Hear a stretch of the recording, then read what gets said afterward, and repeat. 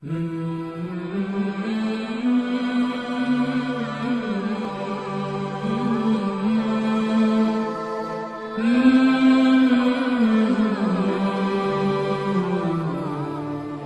very drinkable. What does it mean? It's not crazy. It's awesome. It's Yeah. a humor in Germany. Yeah, in Germany, if you say something, if you're given something like I don't know, a meal, and you say it's not terribly disgusting, it actually means that you like it. So in America, I think you say, "Oh my God, that's awesome! The most amazing thing I've ever had in my life," and "Oh my God," about something trivial like an ice cream. In Germany, they say the opposite. Well, that wasn't terrible. And no, I'm not joking. This is what they're like in Germany. So you've got to learn the lingo. They're not being rude. They're actually praising it. Otherwise, England we're much better than these two countries. We're in the middle, so we don't overpraise and we don't underpraise. We just say that was good. So you're saying a moderate nation. Well, we are the via media. Yeah, we're the middle path. England is. Yeah. I think that's pretty ethnocentric, right? Absolutely. And your point is? Okay, so that's humour. Coming back to now one, I would say, serious question, and that is your observation of challenges of Muslims in the West. And I know there are plenty, but I would say few of them which are the biggest challenge right now. What would you say? Because you have seen the other aisle, now you have seen the Muslim community. What are the biggest challenges you see, especially for Muslims in the West? Oh, I'm not really qualified to speak about that. All I can say is in what I mentioned this last night, I've discovered in the UK and also in France and Germany and Scandinavia is an extraordinary success story in some ways when it comes to particularly younger Muslims' adherence to the Sunnah of the Prophet, upon him be peace. They're much more committed. This is something I discovered, it's not my opinion, this is well known. Much more committed than their parents, and their parents were more committed than their parents, who were often the first immigrants to, say, the UK. So there's an extraordinary revival of practice and faith amongst Muslims in the West. I don't know about here, though, in the United States. Maybe I'm bracketing that out because I don't know. But in Europe, it's true. And I just thought it was the UK, but it's not. I've got a friend of mine, a Swedish scholar, Islamic scholar living in Saudi Arabia, and he reports the same phenomena in Stockholm and in Denmark and Norway, and it's true in France and Germany as well. So I just want to start by saying that there's some good news. It's not, there are problems, of course, but there's also an amazing success story compared to other religious traditions. Christianity is in free fall in Europe. It really is in terminal decline. It's on its last legs, and I don't like that. I want Christianity to be strong, if only as a bulwark against secularism and this kind of militant secular liberalism that is attempting to change our faith. So there is some good news. Another bit of good news, which I really want to stress, is the quality of dawah again, talking about my experience of the UK, compared to even in my short time as a Muslim, say over 10, 11, 12 years. I've seen such an increase in sophistication, in education, in knowledge, in maturity, in good adab. I mean, mention someone like Hamza Zortzis of the Sapiens Institute in England. Very nuanced, sophisticated, intellectually switched on brother who knows his stuff Islamically and the Western tradition. This is amazing, and he's not unique, and he's mentoring others like Muhammad Hijab and many others. So we're seeing a generation of lay ulama, that's not a good expression, but very bright and educated young scholars and others who are engaging and critiquing the West, but not from a purely rejectionist point of view. They are engaging it with nuance and sophistication, but they're faithful to the tradition. They're not liberalizing or modernizing it at all. So it's very encouraging. That's one thing which you as in England think about us. If I'm not mistaken, I've spoken right now to 4 different scholars, not you, but 4 different scholars from England, and they all said that in England, is at the scholarship level, we have a perception that in America, both the scholars and the American Muslim population masses, they tend to liberalize and modernize. And to a certain extent, it's a reality because of certain factors. But what did you notice? Is that the partial reality? Is that something which is actually What, here or? yeah, in America? Well, yeah, it is. I'm not going to mention names. I really am not going to go there. But I'm going to say some names that I really like. Professor Ali Atai at Zaytuna College in California is, in my humble opinion, an outstanding human being as well as an outstanding scholar. He's a polymath. A polymath is someone who is an expert in many fields. So he's fluent in Biblical Hebrew, New Testament Greek, obviously Arabic. He speaks Farsi. His parents, who I've met, are Farsi speakers. He even speaks English. No, but and he knows Christianity better than most Christian ministers, and obviously he knows Islam. He's an Islamic scholar. So there's some outstanding scholars here, I must say, and he's not unique. There are others associated with Zaytuna, for example. Hassan Spiker, who was on the faculty there, is now moved back to, he's a Cambridge theologian, a philosopher rather, an Englishman. So there are some other people I won't mention who perhaps are not quite in that class, but I'm not going to ad hominem people. I'm not going to criticize individuals. But so there are some excellent examples of great Islamic scholarship in the States, I think. Yeah. Sorry. Dr. Ali Atai and Well, Ali Atai, Hassan Spiker, who was on the faculty at Zaytuna, he's now moved back to Amman in Jordan. But he's a brilliant young Islamic scholar. He's written a lot of books on philosophy, on metaphysics, on ethics. His work is difficult to read because it is at a very high intellectual level, but he's interesting. He's a white guy, and I say that because he was born as a Muslim. His parents, one of whom was American, converted in the 1970s, so he was born and brought up as a Muslim in Cambridge in England. But he is a brilliant young scholar, worth watching, following him on Twitter, reading his books. Anyway, I mean, those are just two almost random examples. There are others, of course. Yeah. My brief analysis of why American Muslim community is more lean towards leftist approach, and I just want to ask you if it's the right analysis. Is because of, first of all, we are less in population in terms of percentage and more scattered. America is big. So from Seattle to Florida, we've already seen that. While in Europe and England, everyone in one town, so you go. And one more reason is because of the social pressure. This is imperialism, this is the whole imperialism. So everything needs to be Americanized. Is that, to a certain extent, right assessment? I think so. I mean, I'm embarrassed to say Britain is often portrayed as the poodle of the United States. You know, poodle, these little dogs that follow their owners around. People often say we in Britain are like that vis-a-vis America, and I think, unfortunately, it's true in terms of our foreign policy and everything else. And we're not the only country to be poodles, by the way. There are other. In fact, a lot of the world is like that at the moment. But so it's a bit humiliating for us. But what was your question?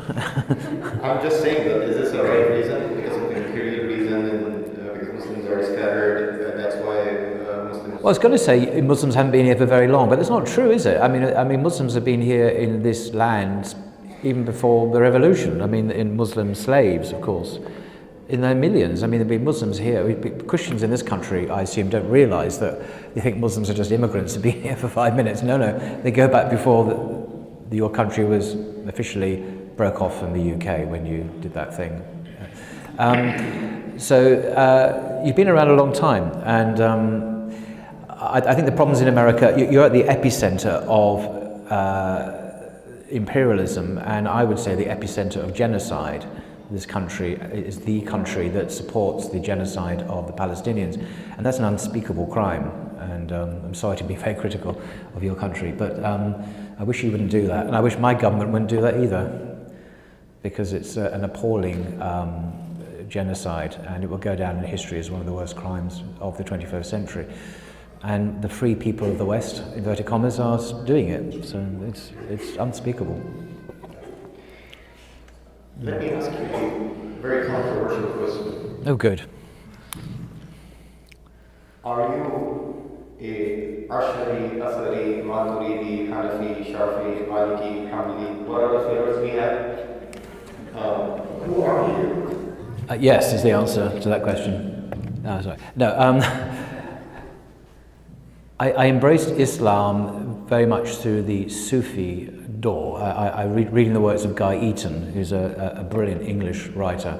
I do recommend his work. When he died several years ago, he'd been a Muslim for 50 years, and he was a British diplomat and writer, and he was a scholar in residence at Regent's Park Mosque, where I embraced Islam.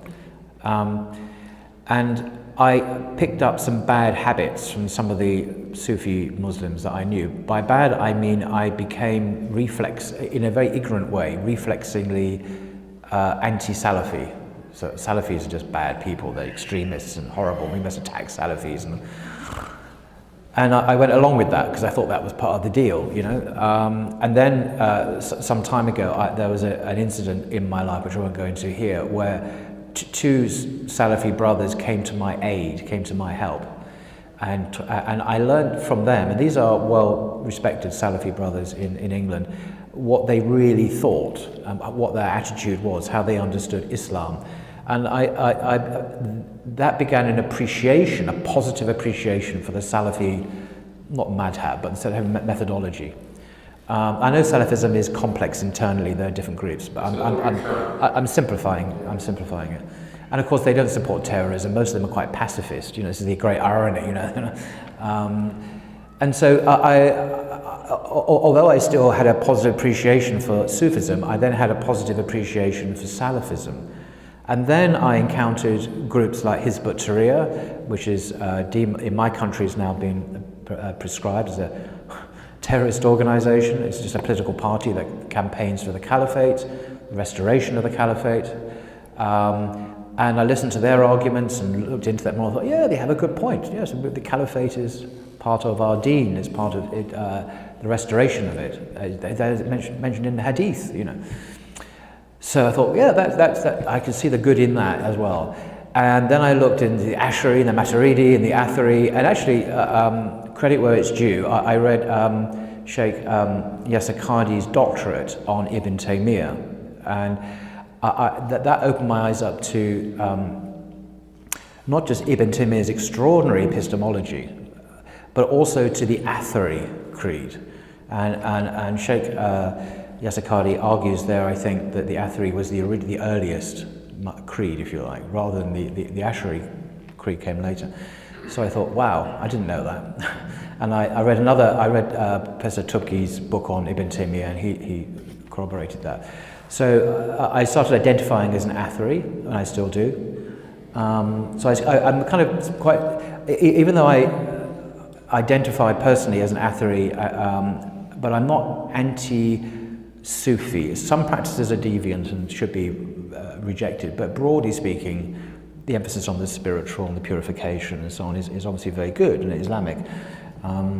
So I end up seeing good in virtually all of these approaches, actually. But I've been told, well, I think so, I agree, but it feels that I'm being incoherent. People say, well, you can't be pro-Salafi and for the caliphate, because Salafis, no, I think I can, you know. So I tend to be very eclectic and affirm a lot of different positions.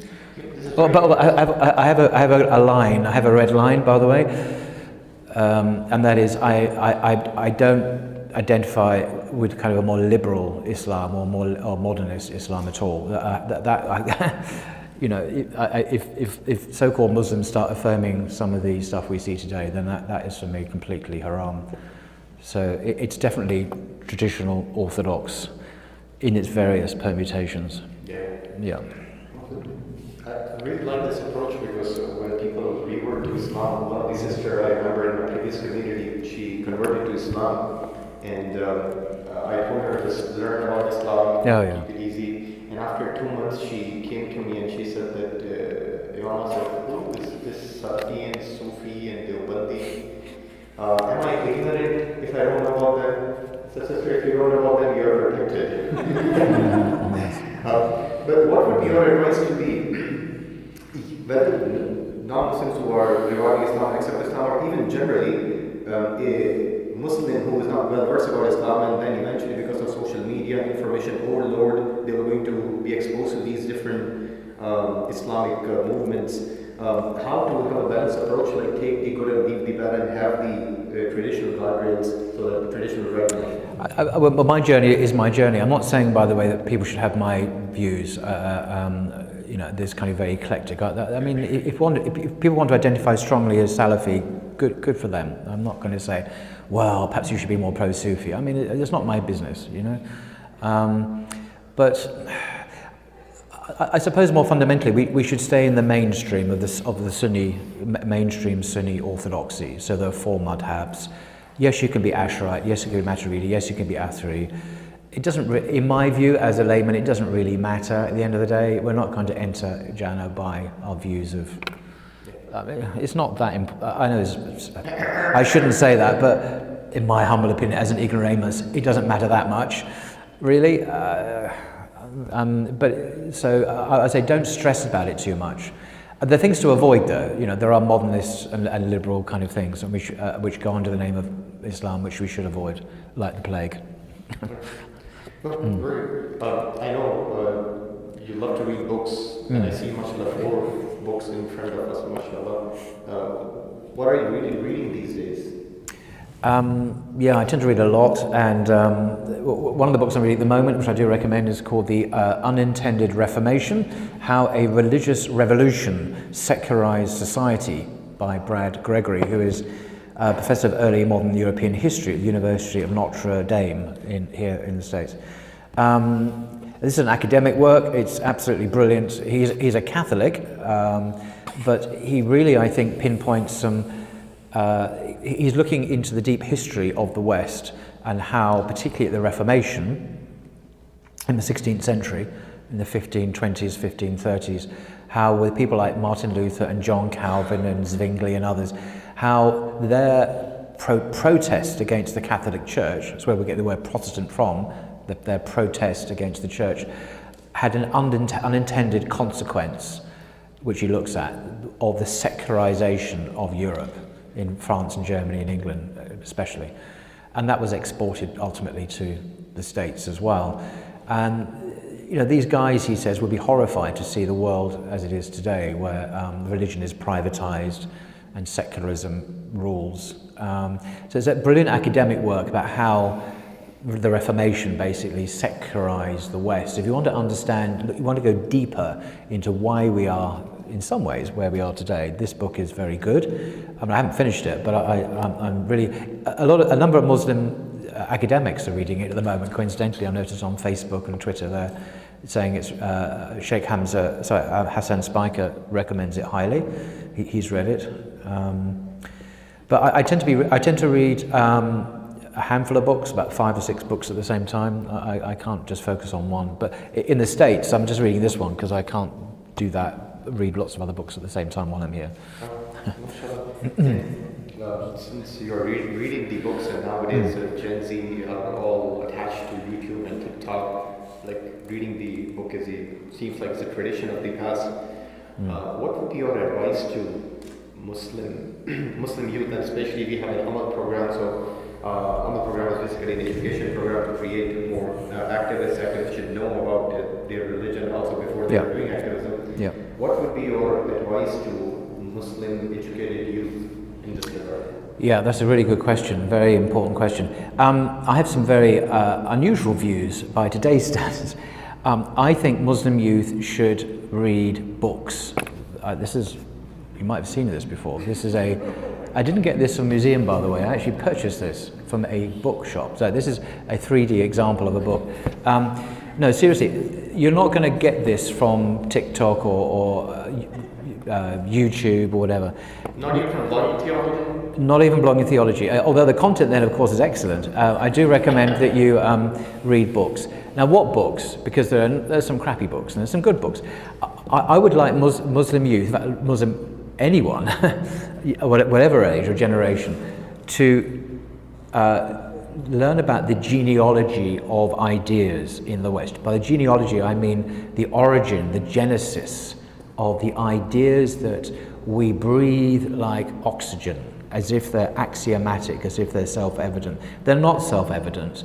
They come about, they are the end product, the consequences of a series of historical and intellectual movements which we can identify and map, like this book does, in very particular ways.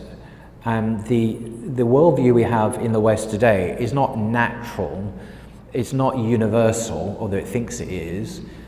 It's almost accidental. It came about as a byproduct in a series of consequences in Europe mainly. So I'd like Muslim youth to dig deep into the history of the Western tradition. I'd like to see us read Plato. Plato was an ancient Greek philosopher in the 4th and 5th centuries BC, 2,500 years ago in Athens, in Greece. One of his pupils was Aristotle, who taught Alexander the Great, of course. Read him. So when I say Plato, read his Republic. It's a very famous work of his, work of philosophy. Read this stuff, because I know that Plato's Republic is read today in the Ivy League universities in the United States. Undergraduates are reading his work. This guy who lived 2,500 years ago. This still forms minds, young minds, that will end up leading this country. And we've got to understand what's influencing them. Plato's always been read in the West by the intelligentsia, by educated people. So learn about the Western tradition, its philosophy, its history, its ideas, where these ideas come from. Learn it for yourself, and don't do it through YouTube, do it through books. So Plato's Republic, but he's written lots of books, but anyway, that's probably the most significant work he wrote. Aristotle, he wrote the Nicomachean Ethics, this amazing book on ethics, which is still hugely influential today in the West, read everywhere. Learn this stuff, become acquainted with it, appreciate it, but also critique it from the Islamic point of view. Also Christianity, learn about Christianity. I don't mean from YouTube, from social media. There are some common mistakes that even Muslim scholars routinely make about Christianity, which is embarrassing really, because they're quite elementary mistakes. There's a common idea around the Council of Nicaea in the 4th century. So there's a bunch of bishops that met in what is now Turkey in the 4th century. It's called the Council of Nicaea, called by Constantine, the Roman emperor, to settle the question about who Jesus really was. Was he the same as God, like God, or was he God himself? So they decided that Jesus was God, basically. It's a Nicene Creed. But I keep on hearing this idea that Nicaea was about the Trinity. No, it wasn't. It doesn't mention the Trinity. Nothing to do with the Trinity. It never came up. I also hear that Nicaea was the time when they decided which books would go into the Bible or something, or which Gospels would be chosen. That's simply not true. That's a Da Vinci Code, Dan Brown myth. Da Vinci Code is a book that was written several years ago, a work of fiction. He said it was a work of fiction and made up stories, but these ideas have become quite popular. We need to educate ourselves about what Christianity really is, and not make these elementary mistakes, which are often recycled. I could go on about that. So learn about real Christianity from good academic books like The Historical Figure of Jesus by E.P. Saunders, professor at Duke. This is another one of my favourite by Ahmed Pourkila. He's a senior fellow at Cambridge University. He's an English Muslim. Rethinking Islam and the West, a new narrative for the age of crises. He's in his 80s now, but this is a really well-received book amongst Muslim educators and instructors. Very, very good. Again, going deep into the history of the West intellectually. Why we think the way we do now. Where do these ideas of autonomy, individual autonomy come from? Liberalism. You know, there are identifiable people like John Locke, the father of liberalism. He's actually much better known in the US, by the way, than he is in England, where he was from. You know, he invented this idea of tolerance and secularism. It's there in his second treatise of government, which I recommend. His letter on tolerance this influenced the American Declaration of Independence, which quotes him. He's an English philosopher from the 17th century. We as Muslims need to know about these guys, so when we so that we're not passively influenced by the zeitgeist, these ideas. We can critically resist them, analyze them, and from our own Islamic tradition.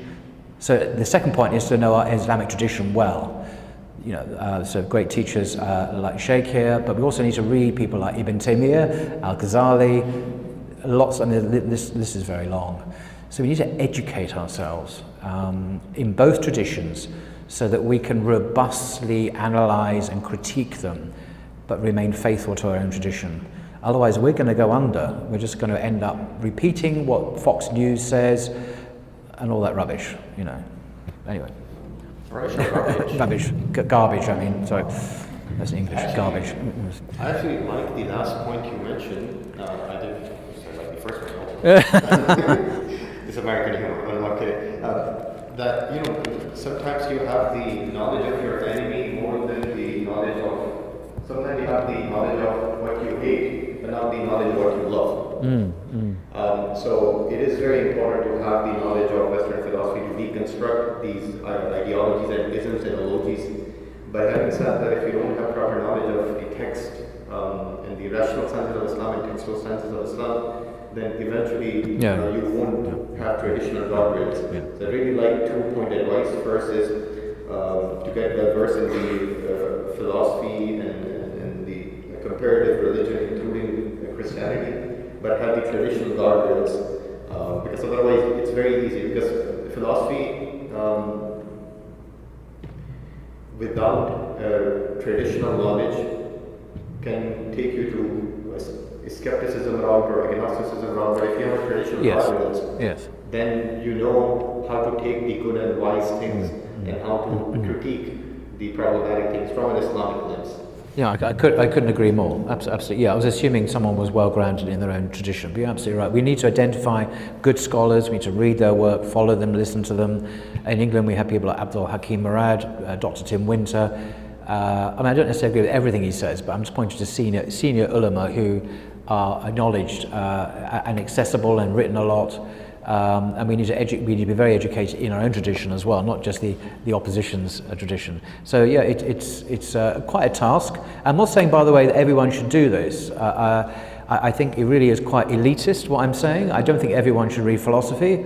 It's difficult, it's demanding, it's very rewarding, it's very necessary to read it. But I'm saying a group of us should do it, and then share that information perhaps in another way with other people. But I'm not saying everyone should do this, actually, and it is elitist. A very un-American thing to say, I'm sure, but anyway. Or maybe not, I don't know. All right, let's conclude this with a final discussion. I asked this last night and you briefly touched it. Post-October 7th,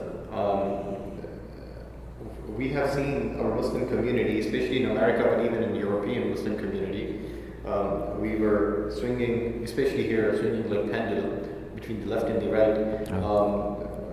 Pre-October 7th, we came a little bit to the center in our approach, whether it's the sexuality issues or other issues. And October 7th happened, and now we are pushed towards the fences, it seems like. So, are you concerned that this social justice movement, because this happened to Christianity 100 years ago, that Christianity just turned into a social justice movement, it lost its essence. It became like a Marxist social justice. Are you concerned that the same thing might happen, or maybe we are smart now how to basically tackle, because post 9/11 the same challenge came and we learned from our mistakes. What is your take on that? Wow, that's a huge question. I was in front of the White House several days ago when we were in Washington, and there was a pro-Palestinian demonstration happening there, and I think it was led or initiated by revolutionary socialists. There's a particular left-wing party, I forget who they are, anyway. But there were Muslims present. And I think that there's the issue of how we behave in these demonstrations. What is the adab that Muslims should adopt? Can we shout and scream at our enemies?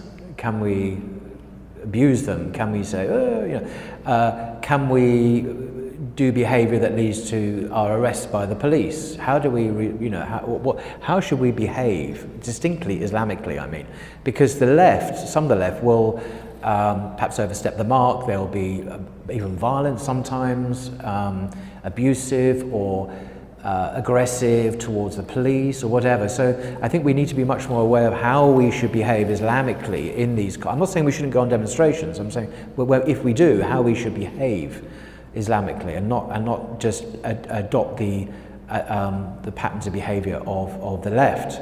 And of course, the left have their own agenda. They have their political, revolutionary, secular agenda, which is often Marxist, by the way, which is atheist, explicitly anti-religion.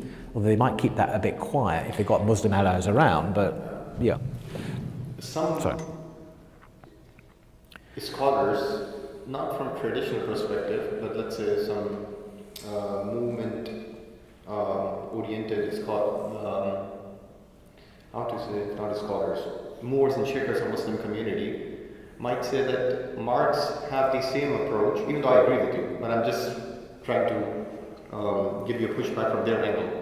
They might say that Marx have the clash between the haves and have-nots, the oppressed versus oppressor, and Islam talk about this from a different angle. So what's wrong with it? We have our own epistemology. If something good is coming, we need to take. So Marx, one of the scholars 100 years ago, without taking his name, and he said that Marx plus Islam is the solution for the humanity. Really? Yeah. And if I'll tell you the name. Who? No. Who said this? So I'm pretty sure that at that time it was different. Now more research has been done on Marx. Now scholars won't make this mistake. But where to identify that Marx is social justice? And the term social justice in and of itself goes against the Marxist system of justice. I know. I agree. I think Marxism is an atheistic, godless, materialist ideology. We must be very clear about that. Now, there may be some other aspirations which are good. I mean, not everything in National Socialism. He believed in, extending the working wage to, living working wage and giving workers holiday. Most ideologies have some good in them, but we shouldn't necessarily, get in bed with them, so to speak, or form alliances with. Marxism aims explicitly to the abolition of religion as such.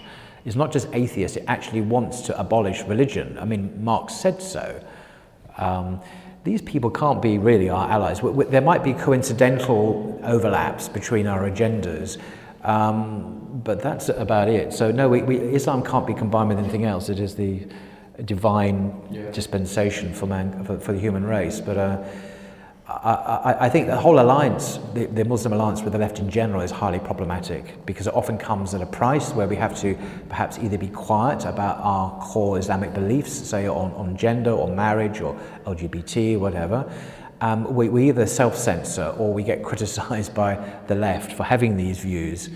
And with the right, many of the right, some Christian right, have good values about family values, for example, the importance of faith in life, in the public square. There should be faith in public square and so on.